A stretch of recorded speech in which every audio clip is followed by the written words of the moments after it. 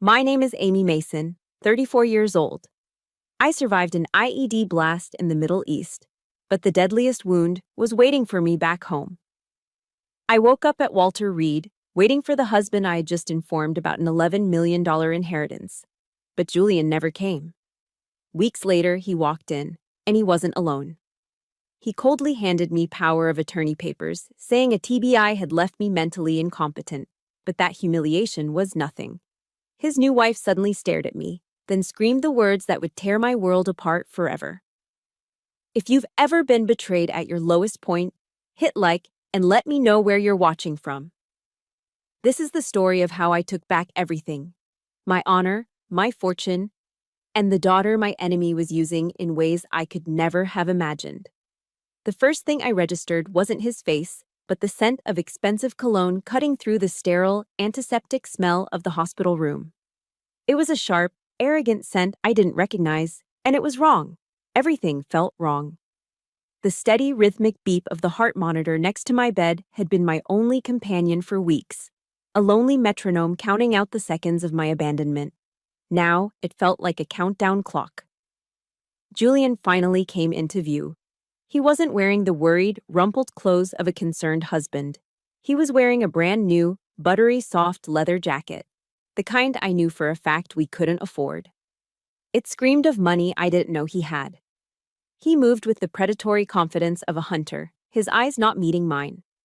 Instead, they scanned the array of medical equipment surrounding me: the IV drips, the monitors, the complex traction system holding my shattered leg together. It was the detached appraisal of someone checking the condition of a piece of damaged goods before a final transaction. He wasn't looking at his wife. He was assessing an asset, or perhaps a liability. Trailing just behind him was a young woman, maybe in her late teens or early 20s. She was the complete opposite of Julian's polished veneer. Dressed in a simple, well-worn sweater and jeans, she clutched her hands together, her wide, hopeful eyes darting around the room, filled with a nervous energy that seemed entirely out of place. She looked at me with a painful mix of hope and apprehension. I tried to push myself up on my elbows, a mistake that sent a bolt of white-hot agony shooting up from my leg, a searing reminder of the roadside bomb that had put me here. I bit back a cry, my breath catching in my throat. But that physical pain, as intense as it was a dull ache compared to the cold dread coiling in my stomach. Julian saw me flinch, but his expression remained a mask of indifference. "Hey, Amy," he began, his voice smooth, rehearsed, and utterly devoid of emotion. It was the voice he used on gallery owners, not on the woman he'd vowed to love in sickness and in health. He stepped closer, placing a sleek briefcase on the rolling bedside table, the click of the latches echoing in the quiet room. He pulled out a thick sheaf of papers. "Listen, I've been talking with the doctors." He gestured vaguely toward the door. "The TBI, it's affected your judgment, your cognitive functions." He slid the documents across the table until they were next to my hand. It was a power of attorney. The legal jargon swam before my eyes, but the intent was brutally clear. He was erasing me. "This is just temporary," he continued, the lie sliding effortlessly from his lips. "So I can handle things, manage the assets from Uncle Sterling's estate. It's for your own good, really." His words were a calculated assault, each one designed to strip away another layer of my identity. He wasn't just my husband, he was speaking to Captain Amy Mason, United States Army. I had commanded soldiers in combat zones. I had made life and death decisions under fire. And now, this man, this failed artist who I had supported for years, was treating me like a confused child, a broken toy to be managed. He was stripping me of my rank, my honor, and my very personhood, right here in a room paid for by the military I had served. The humiliation was a physical force, pressing down on my chest, making it hard to breathe. The beeping of the monitor beside me remained steady, a cold, indifferent witness to my execution. I was still reeling, trying to form a word, any word, to fight back against the sheer audacity of it all, when the girl, Syrah, suddenly froze. Her nervous energy sharpened into a laser focus. Her eyes were locked on my face, specifically on a faint, silvery line on my right temple. A tiny, crescent moon-shaped scar I'd had since I was a kid. A stupid fall from a bicycle. It was barely noticeable. Most people never saw it. But she saw it. Her eyes widened in disbelief, then horror. That scar, she stammered, her voice a choked whisper. She took an involuntary step forward. Julian's composure finally cracked. He grabbed her arm, his fingers digging into her sweater. Sarah, let's go. We're done here. His voice was a low, urgent hiss, but it was too late. She shook him off, her hands trembling as she fumbled in her purse, pulling out a worn, creased photograph. It was old, the colors faded. She held it up, her wide, terrified eyes flicking back and forth between the picture and my face. The girl in the photo was younger, her face unlined by war and pain, but it was me. The scar was there. A strangled sob escaped her lips. It can't be, she wailed, the sound tearing through the sterile silence of the room. She turned on Julian, her voice rising to a raw, accusing scream. It can't be. Julian told me my mother was dead. He said he found me to carry out her last wish. The world didn't just stop, it shattered. The floor fell away, the ceiling caved in. And all that was left was the roaring in my ears and the piercing sound of that young woman's grief. Julian. He hadn't just betrayed me. He hadn't just come to steal my inheritance. He had unearthed the deepest, most painful secret of my life. A ghost I had buried 17 years ago. And he had weaponized it. He had twisted my greatest tragedy into the cornerstone of his monstrous lie. That girl's scream wasn't an accusation. It was the cry of a manipulated, heartbroken child. My eyes found Julian's, and for the first time, I didn't see the man I had married. I saw a monster, his carefully constructed mask finally ripped away to reveal the vile creature beneath. The heart monitor, my steady companion, finally broke its rhythm. It erupted into a frantic, high-pitched alarm, a screeching siren that mirrored the chaos exploding inside me. The door burst open. Nurses in blue scrubs rushed in, their faces a blur of alarm. Their voices were muffled, distant. The room dissolved into a vortex of noise and motion as they surrounded my bed. But I couldn't see them. I couldn't hear them. All I could see was the wreckage of my life and a single burning question that echoed in the screaming silence of my mind. How did it all come to this? The chaos in my hospital room eventually subsided, replaced by the dull hum of machinery and the sterile quiet that had been my world for weeks. They gave me something for the pain. Or maybe it was for the shock. The edges of my vision softened, and the sharp, jagged pieces of the present moment began to drift apart. Lying there, pinned to the bed by my own broken body, my mind clung to that one ragged question. How? How did it all come to this? My thoughts drifted away from the cold chill of Walter Reed, pulled back by an anchor of memory to a different kind of heat, a different kind of pain. Pulled back across an ocean, across a continent, to the suffocating sun-baked dust of Afghanistan. It all started there. In a command tent that smelled of canvas, sweat, and burnt electricity. I remember the oppressive heat, so thick you could taste it, in the fine, gritty sand that got into everything. Your clothes, your food, your lungs. I was poring over satellite intel, sweat stinging my eyes when the mail came in. Among the usual letters from home was a thick, formal-looking envelope from a law firm in New York.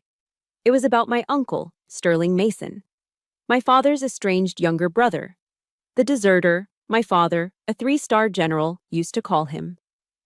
Sterling had committed the ultimate sin in the Mason family. He had chosen boardrooms over battlefields, building a billion-dollar tech empire instead of collecting military honors.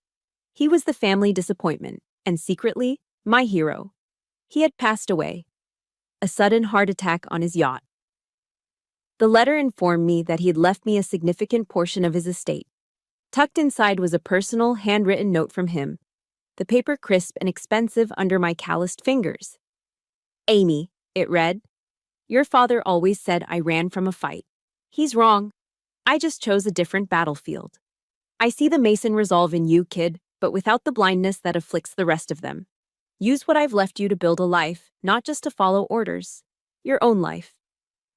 Tears mixed with the sweat on my face as I read his words. It was the kind of validation, the kind of permission to be myself, that I had never once received from my own father. It felt like a posthumous blessing, a beam of light in the dusty darkness of that tent. I had a chance at a different future. We had a chance. I had to tell Julian.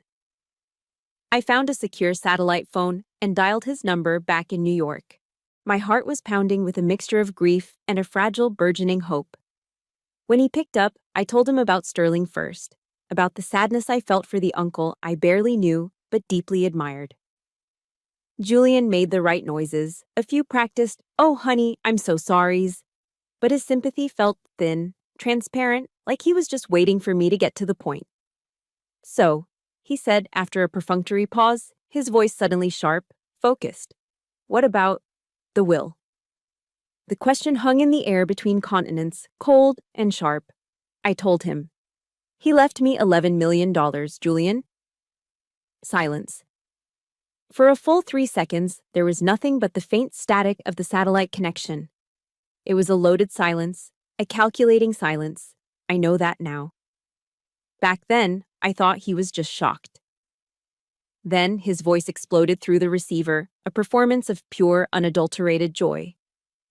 "Oh my God, Amy, that's incredible. Honey, this is it. This is everything." His words tumbled out, a frantic, selfish cascade. "I can finally open my sculpture studio. A real one. We'll buy a penthouse in Soho. You can get out of the army for God's sake. We can finally live a real life." He kept saying, "we," but all I could hear was me, me, me. His dreams, his studio, his life. It was a jarring contrast. Him planning a life of luxury in a New York penthouse, while I sat sweating in a war zone, surrounded by the constant threat of death. Lying in my hospital bed now, the memory is tainted, overlaid with the truth. The phone call was just one moment, but it illuminated 1,000 others. I thought back to our life before that last deployment, to all those cold dinners he complained about. He painted himself as the long-suffering artist, sacrificing his career for my military service. The truth was, he was a man paralyzed by his own mediocrity. His sacrifices usually involved him networking in trendy Soho bars, spending my deployment pay on expensive Italian marble for sculptures he never finished, or exotic woods for projects he never started. He blamed my absence for his lack of success, but the real chains holding him down were his own laziness and lack of talent. And I, desperate for a family and a life outside the rigid structure of the military, had willingly lied to myself. I called it an artistic temperament. He called it my fault. The memory of the phone call comes back into sharp focus. Just before we hung up, Julian's tone shifted again, becoming conspiratorial, almost a whisper. "Hey, babe," he said. "Let's keep this under our hats for now. Okay? Especially from your family. You know how they can be. They'll just complicate things." At the time, I thought he was being protective. My father, the general, would have certainly seen the money as a corrupting influence, a distraction from my duty. I thought Julian was shielding me, creating a space for us. But now, floating on a sea of morphine in the wreckage of my life, I understand. He wasn't shielding me. He was isolating me. He wasn't protecting our future. He was eliminating any rival claimants to his prize. He wasn't a partner. He was a predator. The plan, the whole monstrous, cruel deception, didn't begin when he walked into my hospital room with another woman. It began the moment he heard the number 11 million. It was born in that 3-second pause, a poisoned seed planted via satellite, a lie that traveled halfway around the world to find fertile ground in my own naive hope. The days bled into nights, and the nights bled back into days. My world shrank to the 4 sterile walls of my room, to the geography of my hospital bed, and to the relentless, tidal pull of pain. Morphine was a constant, a heavy, syrupy fog that dulled the sharpest edges of agony but never truly made it disappear. It plunged me into a half-life of waking nightmares and drugged, dreamless sleep. Every day was a battle fought on a microscopic scale. The surgeons had saved my leg, a fact they repeated with pride, but it no longer felt like mine. It was a foreign object, a cage of titanium screws and steel plates bolted to my own bones, mapped with a grotesque network of scars. Just learning to sit up on the edge of the bed was a monumental task that left me drenched in sweat, gasping for air, every nerve fiber screaming in protest. Julian never called. He never sent a text. I tried calling him once, early on, only to be met with the flat, impersonal tone that told me my number had been blocked. To the world, to the man I had married, I had ceased to exist. The physical pain was a constant, grinding reality. But the pain of being forgotten was sharper, colder, more cruel. I was a decorated officer, a wounded hero, but I felt like a piece of broken equipment, discarded and left to rust in a forgotten corner of a supply depot. My nights were the worst. The ghost came out in the dark. Sometimes it was the ghost of the battlefield, the flash of the IED, the ringing in my ears, the smell of burnt sand and metal. Other times it was the ghost in my own leg. Phantom pains, the doctors called them. My leg would seize and burn and ache in places that were numb, my brain screaming signals to muscles that no longer obeyed. And then there was the ghost of Julian's face, twisted into that monstrous sneer, and the ghost of a young girl's scream echoing in the silence. My physical therapist was Major Eva Rostova. She was a Russian-American woman, built like a bulldog, with sharp, intelligent eyes that missed nothing and a gravelly voice thick with an accent from the old country. She wasn't the hand-holding, you-can-do-it type. There were no hollow platitudes, no gentle encouragement. She was all business. Her hands, though, for all their strength, were surprisingly gentle as she manipulated my ruined leg, testing for any flicker of response. She pushed me to my absolute limit, then one step beyond. "Pain is weakness leaving the body, Captain," she'd say, her voice a low rumble, as I struggled to lift my leg even a single inch. She saw the emptiness in my eyes, the hollowed-out look of a soldier who had surrendered. It was a look more dangerous than any physical wound, and she recognized it instantly. One evening, long after her shift had ended, Eva came into my room. She didn't turn on the main light, just the small reading lamp by my bed. She pulled up a chair and sat down, her expression unreadable. "I called a friend at the Pentagon," she said without any preamble. Her directness was like a splash of cold water. "I had him check your service record." She paused, letting the words hang in the air. "Your official status is KIA, killed in action." I stared at her, the words not making sense.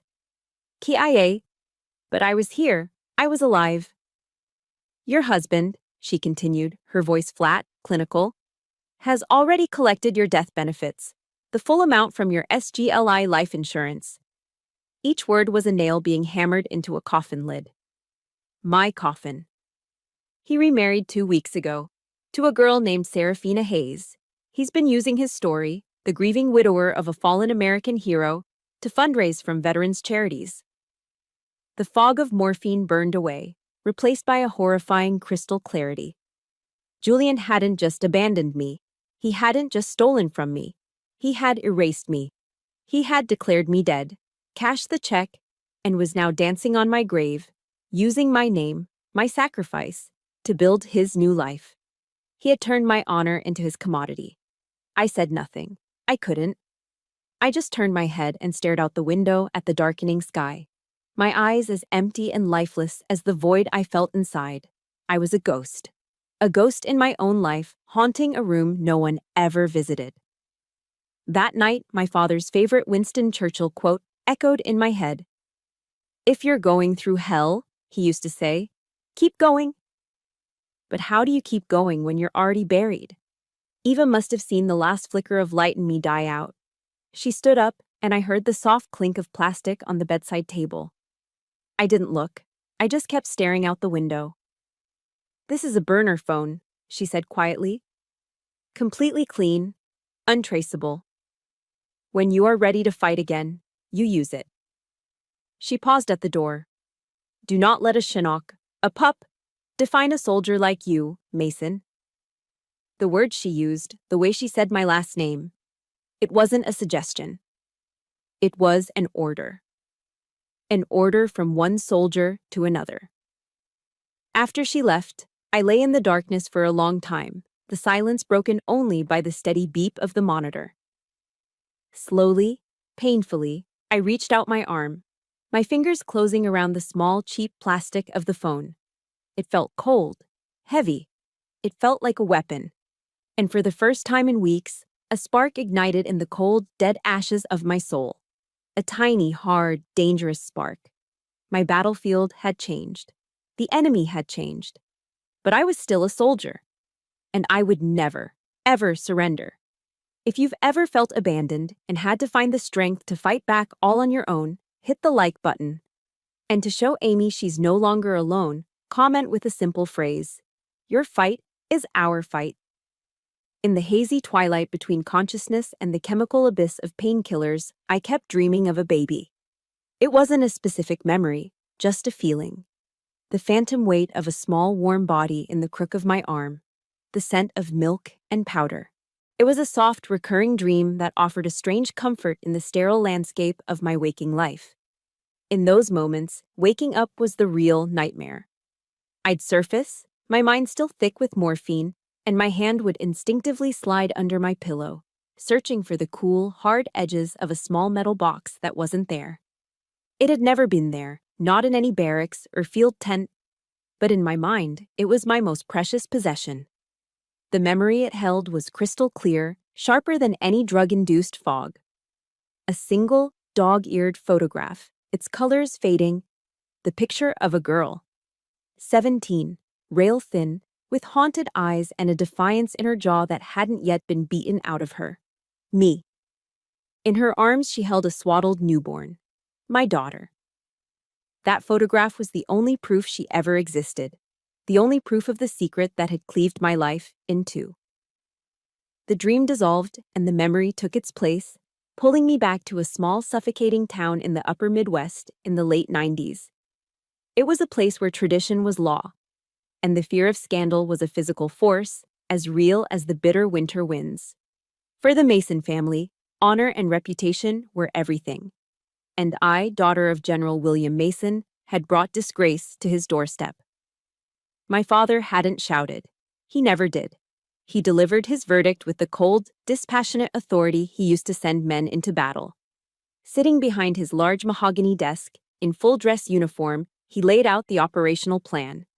The baby, he said, was a mistake to be erased. An error in judgment to be corrected swiftly and silently. He had already made the arrangements, a private adoption through a discreet agency. No records, no names, a clean break. There is no place for disgrace in the Mason family, he said, his voice as hard and unyielding as the metals on his chest. It wasn't a discussion, it was a direct order. I remember looking at my mother.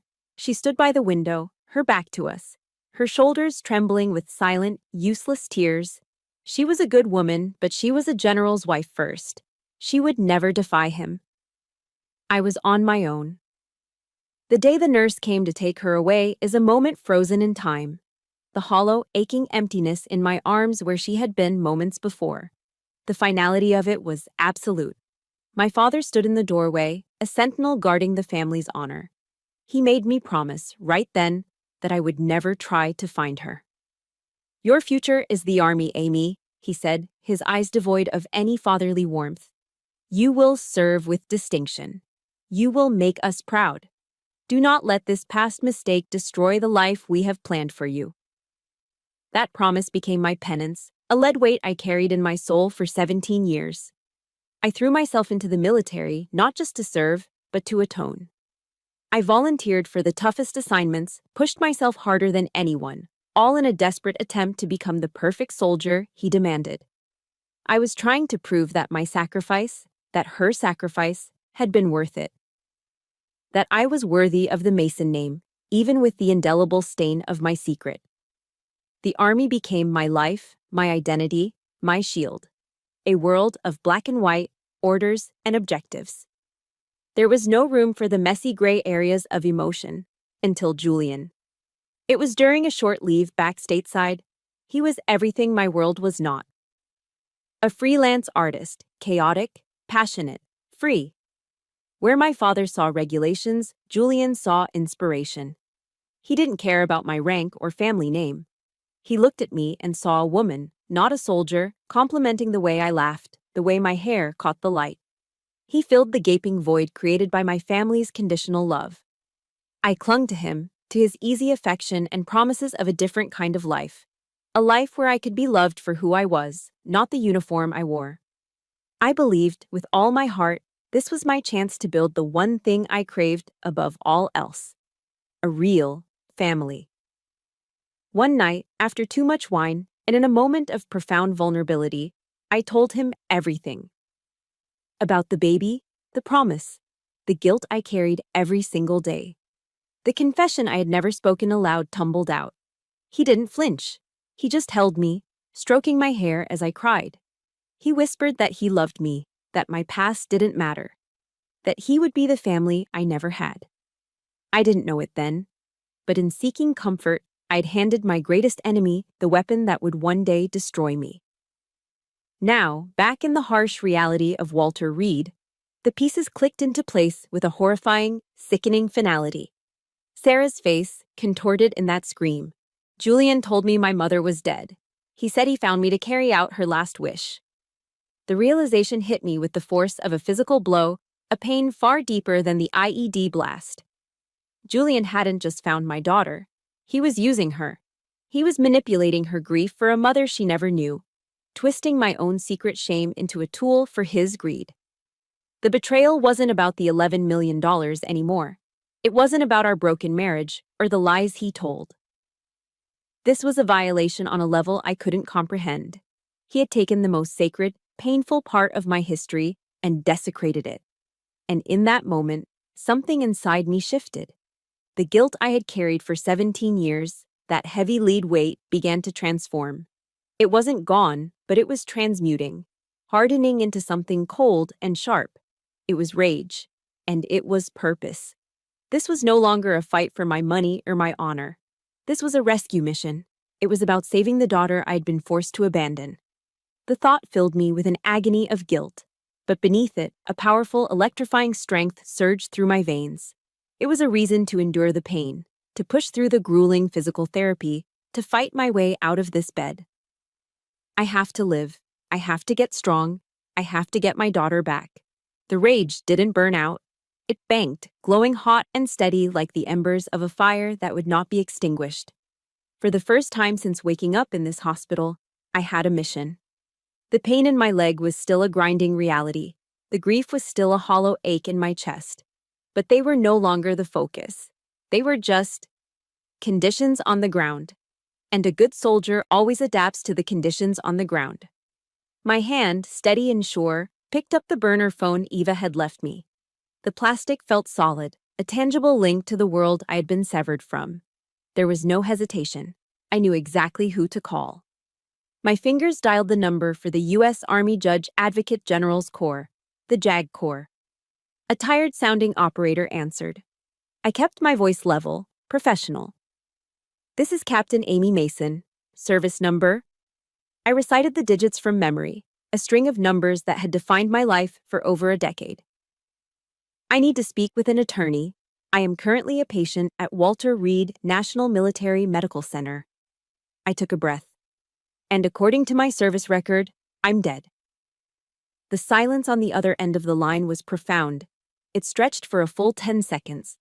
I could almost hear the operator blinking, rereading his protocols, trying to find the right response for a situation that had never happened before. When he finally spoke, his voice was a full octave higher. Please hold, Captain. Less than 24 hours later, Captain Elias Vance walked into my room. He was younger than I expected, maybe late 20s, with a sharp suit, a clean-cut haircut, and the hyper-alert eyes of someone who processes information for a living. The shock was clear on his face, but he suppressed it with practiced discipline. He snapped to a crisp salute. Captain Mason, Captain Vance, JAG Corps. It's an honor to meet you. Likewise, Captain, I said, my voice hoarse. Thank you for coming. Ma'am, he said, his professionalism taking over completely. What I've read in your preliminary file, it's a hell of a mess. That's one word for it, I replied dryly. Let's clean it up, he said, pulling a chair to my bedside and opening a briefcase full of files. My hospital room became a command center. The physical therapy room, with its large rolling whiteboard, became my briefing room. With Vance's help, I asked one of the nurses for some dry erase markers. Between grueling sessions of learning to put weight on my shattered leg, Vance and I planned my counter-offensive. I drew a line down the center of the board. On one side, I wrote, "Friendly Forces." Underneath, CPT, Amy Mason. Meiji, Eva Rostova, Medical Logistics. CPT, Elias Vance, Legal, Offensive. On the other side, I wrote, Hostile Target. Underneath, Julian Croft. The intelligence Vance gathered was chillingly efficient. He confirmed everything Eva had told me and more. Julian had filed for my death benefits using a forged death certificate.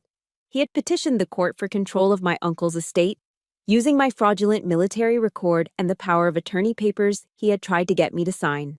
But the masterstroke was his manipulation of Sarah. He had legally registered her as my previously unknown half-sister. A convenient fiction that would give her a claim to the inheritance, a claim he, as her new husband, would control. Julian wasn't just playing checkers, he was playing a long, complex game of chess. He had anticipated every move, covered every angle. "He's insulated himself," Vance said, pacing the room. "He has legal documents, a tragic backstory, and a sympathetic sister-in-law to back him up." I stared at the whiteboard. I remembered something I'd read about Senator John McCain, about how he and other POWs in Vietnam had used their minds as their last line of defense when their bodies were broken and imprisoned. They used intellect and discipline to survive, to resist. My body was a prison right now, but my mind was free, and my mind was a weapon. "Don't treat him like a bad husband, Vance," I said, my voice cold and clear. "Treat him like an enemy combatant. Analyze him." "What are his weaknesses?" Vance stopped pacing. "Greed, arrogance. He thinks he's the smartest person in any room." "Exactly," I said, tapping the whiteboard. "Greed makes him impatient. Arrogance makes him careless. That's our point of entry." The plan we devised was simple, classic military doctrine. We would lure him onto our territory. Walter Reed was my ground, my fortress. It would be our kill zone. I would be the bait. Vance would be the ambush. We would use Julian's own arrogance to lead him straight into the trap. As I looked at the plan laid out on the board, I felt a familiar calm settle over me.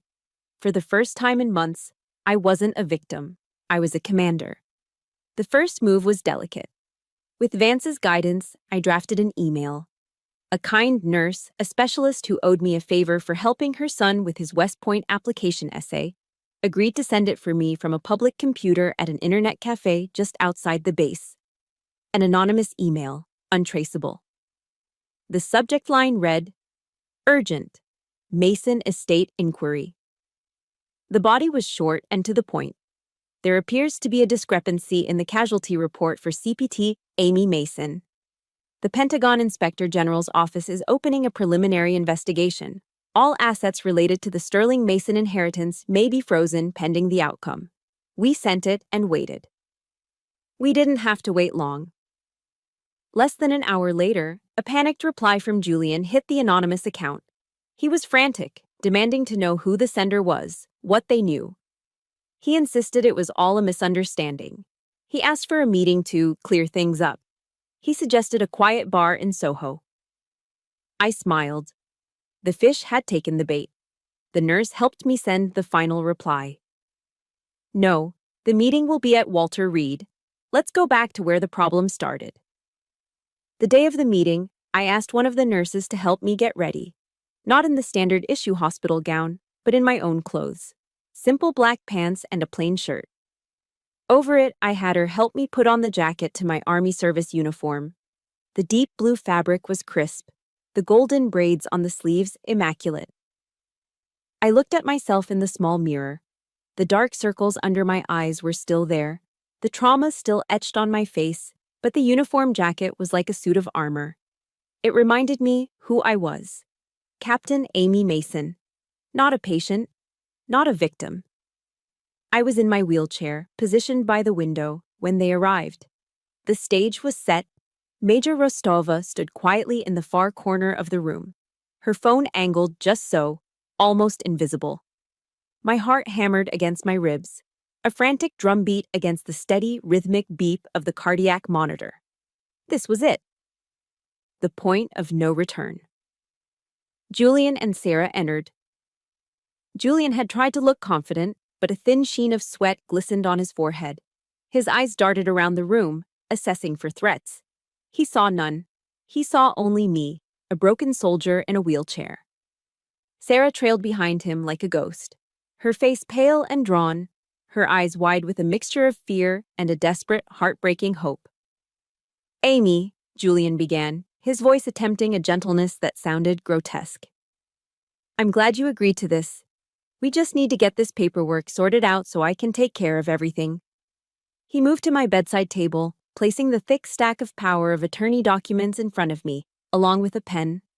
I let my hand tremble as I reached for it. I looked up at him, making my eyes wide and confused. "You're right, Julian," I said, my voice a practiced, fragile whisper. "The TBI, things are so foggy, I don't remember things clearly." I picked up the pen. Maybe it's for the best, if I just sign." A wave of relief washed over his face, so palpable it was nauseating. The predator, seeing his prey surrender, let his guard down completely. His eyes gleamed with greed as he pushed the papers closer, his finger tapping on the signature line. "Exactly. It's for your own good, sweetheart." He didn't see Eva press the record button. I held the pen over the paper for a long moment. Then, with a quiet, deliberate click, I capped it and set it down on the table. I looked up, and the fog in my eyes was gone, replaced by glacial ice. "But first," I said, my voice suddenly strong, clear, and resonant with command, "you're going to explain a few things to me. Start with the forged death certificate, Julian. Then we can move on to the death benefits you illegally collected. And then, for the grand finale, you can tell me all about your bigamous marriage to this young woman right here." The color drained from Julian's face. He froze, his mouth half open, a statue of pure panic. On cue, the door to my room swung open. Captain Elias Vance stepped inside, his expression grim and resolute. Behind him stood two uniformed military police officers, their presence filling the doorway, solid and immovable. "Julian Croft," Vance's voice cut through the stunned silence, sharp and authoritative. "You are under arrest for felony fraud, falsification of official military documents, and bigamy." Chaos erupted. Julian lunged back, sputtering. "This is insane. She's delusional.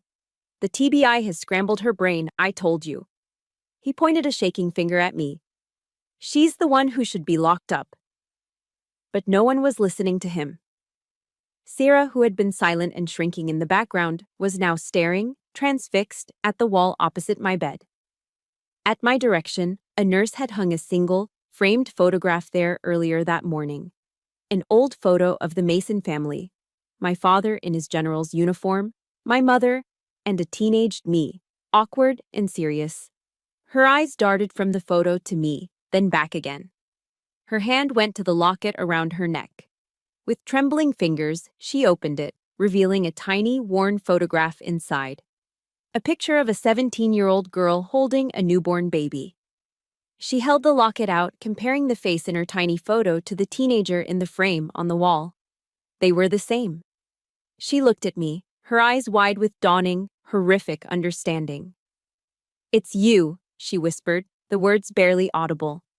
She turned to Julian, her voice rising to a choked cry.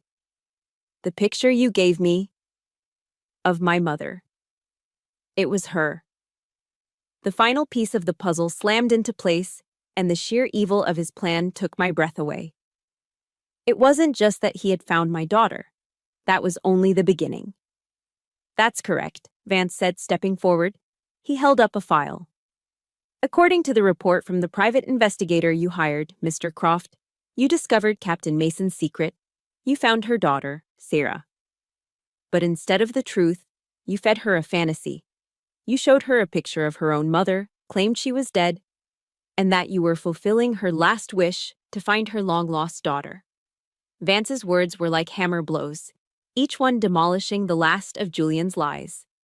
You played the grieving widower to the world and the heroic messenger to Sira. You married her to gain absolute legal control over her, and through her, any claim she might have to the Mason estate. She was never a person to you. She was just a pawn. A terrible guttural sob broke from Sarah as the full weight of the deception crashed down on her. She crumpled into a chair, her body shaking with uncontrollable grief. She hadn't just been lied to. Her entire identity, her entire quest for her mother, had been a carefully constructed fraud. Julian lunged toward me then, his face a mask of pure, desperate rage. "You bitch!" he screamed. He never made it. The two MPs moved with swift, practiced efficiency, grabbing his arms and slamming him against the wall. The sharp metallic click of handcuffs snapping shut echoed in the silent room. He was still screaming, still spewing threats and denials as they dragged him out, his pathetic rage fading down the hallway. The room was quiet, except for the sound of Sarah's weeping and the steady, calm beep. Beep. Beep of the heart monitor. I had won. If you believe that truth is the ultimate weapon, hit the like button. And to celebrate this moment of justice, comment with one simple word that says it all. Checkmate. The moment the MPs dragged Julian out of the room, it was as if all the sound in the world had been sucked out with him. His pathetic, fading screams were replaced by a silence so heavy, so profound, it felt louder than the chaos that had just ended. The frantic, high-pitched alarm of the heart monitor had been silenced by a nurse, leaving only the steady, rhythmic beep that now seemed to be counting the seconds of this strange new reality. The adrenaline that had been a fire in my veins for the past hour vanished, and in its place, a bone-deep exhaustion settled over me. It was a weight heavier than my shattered leg, heavier than the fatigue of combat. The fight was over. I had won. But the victory tasted like ash in my mouth. My gaze drifted to the young woman huddled in the chair across the room. Sarah, my daughter. She was rocking back and forth slightly, her face buried in her hands, her shoulders shaking with silent, ragged sobs. And I felt a new kind of weight settle upon me, not of battle, but of responsibility. Captain Vance, ever the professional, broke the silence. He cleared his throat softly. Captain Mason, he said, his voice gentle but firm. It's over. He's in custody. He walked over, his polished shoes making soft sounds on the linoleum floor. He'll face both a court-martial for his crimes against the military and a civilian court for fraud and bigamy. With the evidence we have, he's looking at a very long time behind bars. His marriage to your daughter will be legally annulled. He can't hurt either of you ever again. My daughter. The words hung in the sterile air between us. They sounded foreign, like a language I hadn't spoken in 17 years, a lifetime ago. I looked at the weeping girl, a stranger who shared my blood, and the reality of Vance's words felt both painfully distant and terrifyingly close. I had won the battle, but the war, this new, undefined war, was just beginning. Major Rostova gave my shoulder a firm, reassuring squeeze. I will leave you, she said, her Russian-American accent a comforting rumble. This is a conversation for family. She and Vance exchanged a look, and he nodded, giving me a final, respectful glance before they both quietly exited the room, leaving the three of us alone in the aftermath. The silence that returned was different. It was awkward, filled with unspoken questions and 17 years of empty space. All I could hear was Sarah's muffled crying. I didn't know what to do. What does a mother say to the daughter she gave away? What words could possibly bridge a chasm that wide? I thought of a quote a chaplain once told me during a particularly dark time in Kandahar. The truth will set you free, but first it will make you miserable. I was free of Julian. But misery was a thick blanket suffocating the room. Slowly, I wheeled my chair closer to her. Every push of the wheels felt monumental. When I was just a few feet away, I stopped. My mind, usually so clear with tactical objectives, was completely blank. All I could think to ask was the most basic, primal question of a mother. Did he ever hurt you, Sarah? My voice was raspy, unfamiliar to my own ears. She shook her head, not looking up. Her voice was a choked whisper, broken by sobs. No, not like that. She finally lifted her head, and her eyes, red-rimmed and swimming with tears, met mine. They were filled with so much confusion, so much pain. I don't know what to call you, she stammered. The raw honesty of it was a knife to the heart. My mom, my parents, the ones who raised me, they're wonderful people. I was just so curious about where I came from. Her words weren't an accusation, but they felt like one. They were a stark reminder of the life I hadn't been a part of the parents who had been there when I wasn't. 17 years of birthdays, holidays, scraped knees, and bedtime stories flashed before my eyes. A life I had no claim to. I knew, in that moment, that explanations and apologies were useless. They were just words, and words couldn't fix this. Not now. So I did the only thing I could think of. I reached for the plastic water pitcher on my bedside table. My hands were shaking slightly as I poured a cup, the simple action feeling impossibly clumsy. I wheeled the final foot toward her and held it out. Here, I said softly. Drink some water. You've been through a lot. She hesitated for a second, then reached out and took the cup from me. As she did, her fingers brushed against mine. The touch was fleeting, barely there, but it was electric. A tiny spark of connection in a vast darkness. It was the first time we had ever touched. It wasn't an embrace. It wasn't a hug. It was just the brief, awkward, and profoundly meaningful touch of two strangers, a mother and a daughter, building the very first fragile plank of a bridge across a 17-year abyss. The days that followed the explosion of my old life were strangely quiet. After the storm of Julian's arrest, a quiet, uncertain space began to form in my hospital room. And Sarah started to fill it. She came every day.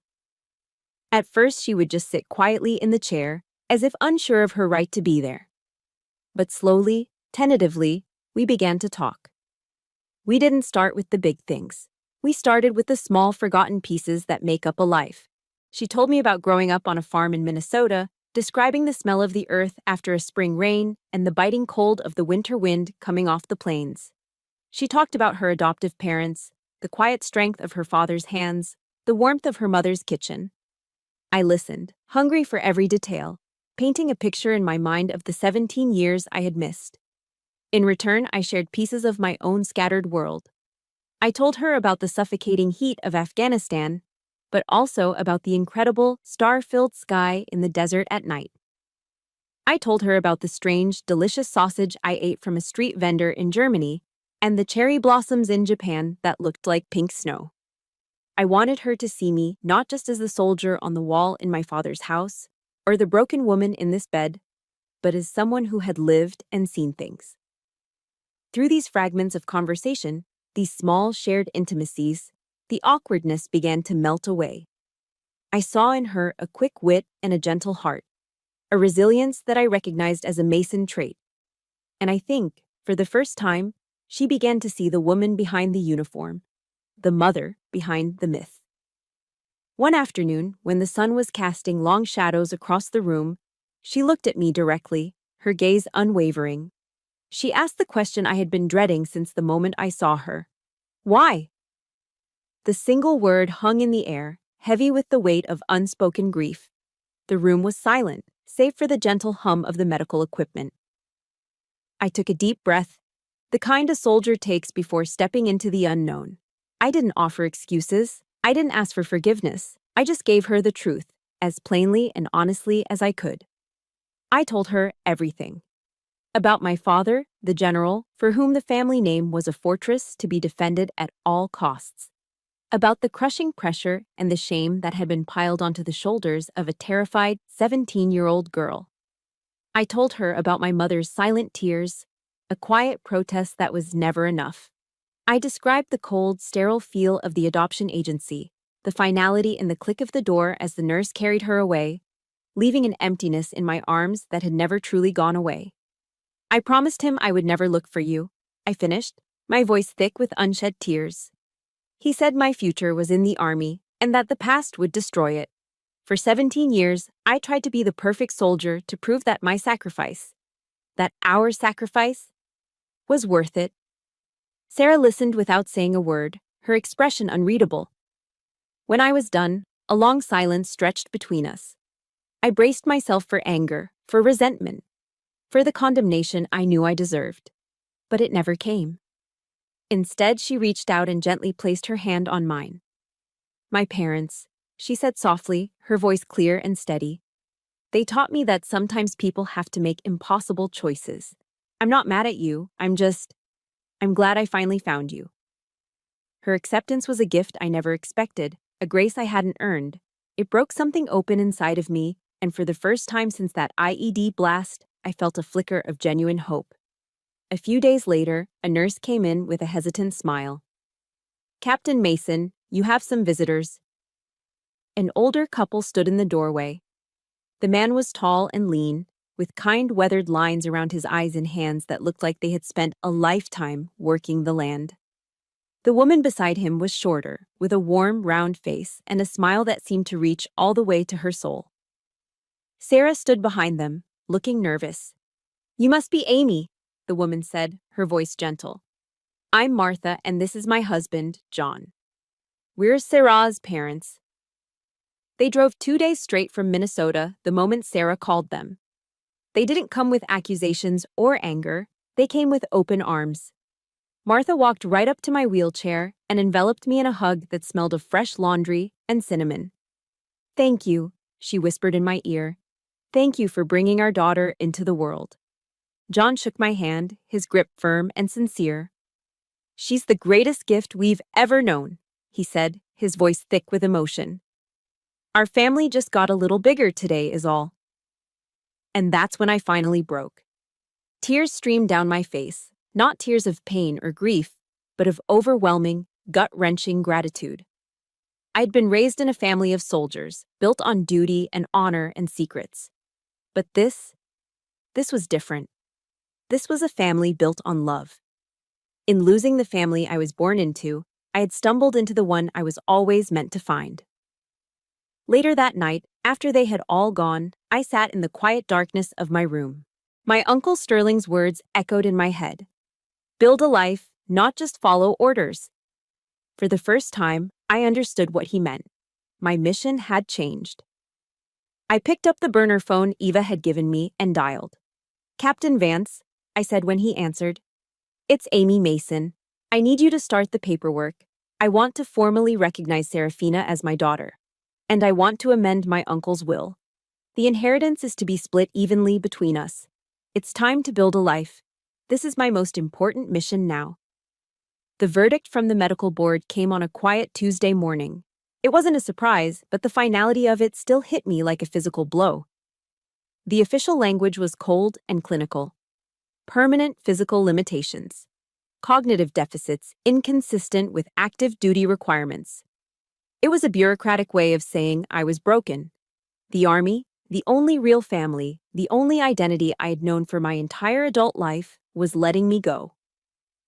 I was to be honorably discharged with full medical retirement.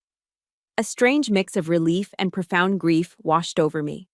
Relief that the fight to reclaim my body was no longer tied to the pressure of returning to service. But the grief was a cavernous emptiness that opened up inside my chest. For 20 years, I had been Captain Amy Mason. I had a rank, a uniform, a mission. My life was defined by orders, by duty, by a clear chain of command. Now, the structure that had held me together was gone. The question echoed in the silent room, terrifying in its simplicity. Who was I if I wasn't Captain Mason? I found myself rereading Uncle Sterling's letter, his words now taking on a new, more urgent meaning. Use what I've left you to build a life of purpose, not just one of duty. My duty was ending. My purpose, I realized, was just beginning. The ceremony was held a week later in a small, quiet auditorium at Walter Reed. It wasn't a grand affair with a full formation, just a handful of officers, their faces respectful and somber. But the people who mattered most were there. Eva stood tall and straight, a pillar of strength. Captain Vance was there, his duty as my lawyer fulfilled, but his presence now one of a friend. And in the front row sat my new, improbable family. Sarah, flanked by her parents, John and Martha, who had driven all the way back from Minnesota just to be here for this. A two-star general, a man I'd never met but who spoke as if he knew my entire service record by heart, presided over the ceremony. He spoke of honor, of sacrifice. Then he stepped forward, holding a small velvet-lined box. He opened it, revealing the Purple Heart. He carefully pinned the medal to the lapel of my uniform jacket. The weight of it felt immense, a physical manifestation of the pain that had ended my career. It's the one medal no soldier ever wants to earn. Then came the flag. Two soldiers from the Honor Guard, their movements crisp and perfectly synchronized, unfolded the American flag to its full glory. They held it taut between them, a sea of stars and stripes. Then, with practiced, reverent precision, they began to fold it. 13 precise folds, each one steeped in tradition and symbolism, transforming the broad banner into a tight, blue triangle of stars. As I watched, a tear I hadn't expected escaped and traced a hot path down my cheek. That flag wasn't just a symbol of my country, it was a symbol of my life, of 20 years of sweat, fear, and unwavering commitment. My entire youth was folded into those 13 creases. The soldier presented the folded flag to the general, who then turned and presented it to me. "Captain Mason," he said, his voice deep with respect. "On behalf of a grateful nation, please accept this flag as a symbol of our appreciation for your honorable and faithful service." I took the flag into my hands. The weight of it was real, solid. I held my life's work in my lap. And in that moment, looking at the crisp, blue triangle, I knew what I had to do. This legacy wasn't just mine anymore. I turned my wheelchair to face my daughter. Sarah looked at me, her eyes wide, sensing the shift in the room. I held the flag out to her. "Mom's mission is over now," I said, and the word mom felt more natural, more right than Captain ever had. "Now, we start a new one, together." Her hands trembled as she took the flag from me. She didn't just take it, she cradled it against her chest, her eyes shining with tears. She understood. She knew this wasn't just a piece of cloth. It was a legacy, a history, a promise. It was the end of one story and the beginning of ours. From the corner of my eye, I saw Eva place a hand on my shoulder, a silent, powerful gesture of soldier-to-soldier understanding. The last day at Walter Reed felt surreal. I dressed not in a uniform, but in jeans and a simple sweater, the clothes of a civilian. A stranger. Sarah packed the last of my things while I sat in the wheelchair, the folded flag resting on my lap. Sarah pushed my chair down the long, sterile hallways for the last time. We passed the physical therapy room where I had sweat and cursed, the small auditorium where my career had officially ended, the room where my world had been torn apart and then, miraculously, put back together in a new and unexpected way. When we reached the main entrance, the automatic glass doors slid open, and the crisp autumn air hit my face. Freedom. It smelled like damp earth and decaying leaves. Sarah pushed me out into the sunlight. At the edge of the curb, I asked her to stop. I turned my head and looked back at the sprawling brick buildings of the hospital one last time.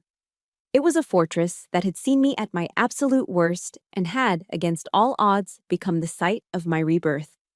I took a deep, shuddering breath of the free air. It was terrifying. But it was also filled with a quiet, thrilling hope. The road ahead was a blank page, no map, no orders, no mission brief, just me and my daughter. The first time Sarah and I saw the Mason estate in the Hudson Valley, it was late October. The air was crisp with the scent of wood smoke and decaying leaves, and the rolling hills were ablaze in a riot of crimson, gold, and orange. It was a landscape so beautiful it hurt to look at, a world away from the sterile white walls of Walter Reed and the beige dust of Afghanistan. The house itself sat on a gentle rise, a grand old farmhouse with a wide, welcoming porch.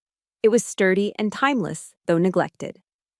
Peeling paint, overgrown gardens. But it had good bones, as my Uncle Sterling used to say. It had history. Surrounding it were acres of apple orchards and sprawling fields. This was his legacy. This was our new beginning. Sarah, who had grown up surrounded by the flat, open plains of Minnesota, was enchanted.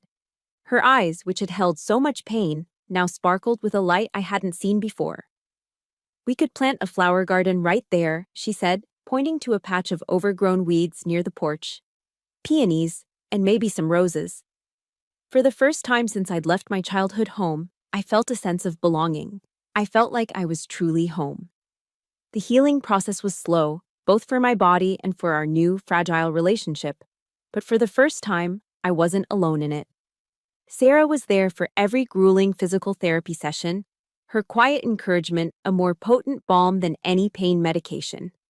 On days when the phantom pains in my leg were unbearable, she would simply sit with me, a silent, steady presence that anchored me to the present. Together, we started to breathe life back into the old house. We spent our days scraping away old paint, our conversations punctuated by the rhythmic sound of our tools. We chose new colors, a warm cream for the living room, a soft blue for the kitchen.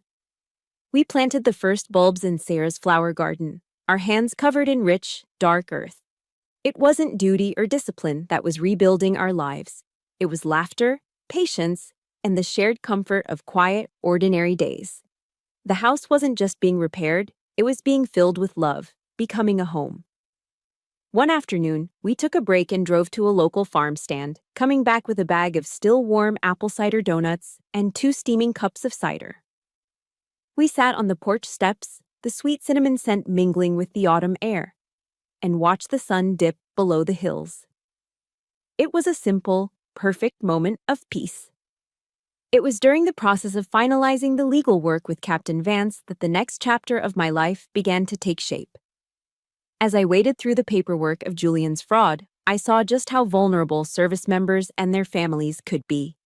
There were so many loopholes, so many ways for predators to exploit people who were distracted by grief, injury, or the stress of deployment. My own painful experience wasn't just a personal tragedy, it was a call to action. Uncle Sterling wanted me to build a life of purpose. I realized my purpose wasn't just to heal myself, but to protect others from going through what I had. Using a portion of the inheritance, I started the legal process to establish a nonprofit organization, the Mason Foundation. The mission was simple and clear: to provide free legal and financial counseling to military families, protecting them from the kind of fraud that had nearly destroyed my life. I was no longer fighting an enemy overseas, I was fighting for the soldiers back home. The story ends 1 year later. It's a brilliant Saturday afternoon in early fall. I'm standing on the porch of the fully restored Mason house, leaning lightly on a simple wooden cane.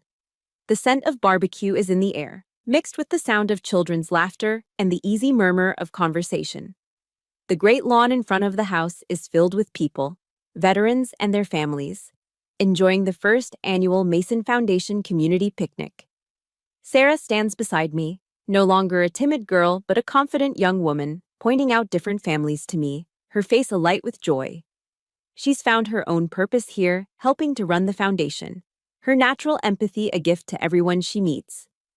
I watch a young Marine with a prosthetic leg throwing a football with his son.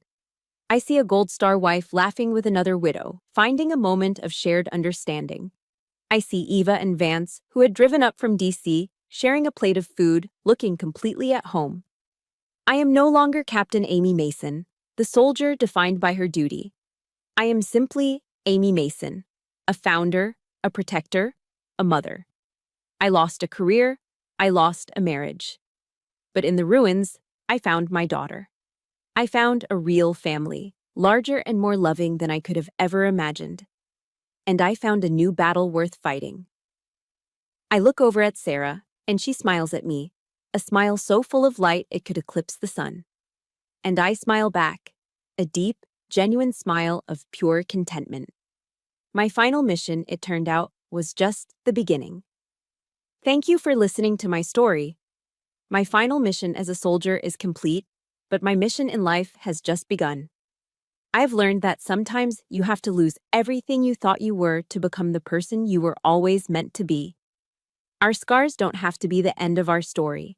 They can be the map that leads us to our true purpose. If you believe in the power of starting over and finding strength in the aftermath, I would be honored if you'd follow our channel. We share stories of resilience like this every week because everyone's fight deserves to be heard.